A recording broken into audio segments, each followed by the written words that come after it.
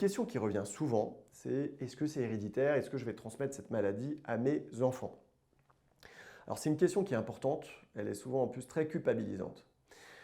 La réponse que je vais vous donner, c'est d'abord au niveau génétique, on sait que l'héritabilité est 60 à 70%. Donc c'est ce qui est lié au gène. Mais ce n'est pas aussi automatique, ce n'est pas un gène qu'on va transmettre. D'accord? On considère que si on a un apparenté de premier degré, donc les apparentés de premier degré, c'est père, mère, frère, sœur, qui a un trouble bipolaire, eh bien on a 4 fois plus de chances d'avoir cette maladie.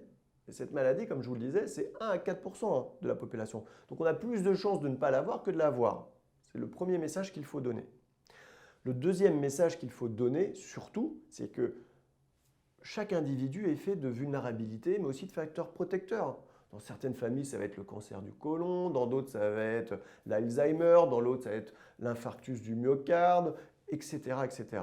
Donc chaque famille est porteur de vulnérabilité ou, à l'inverse, de facteurs protecteurs vers d'autres maladies.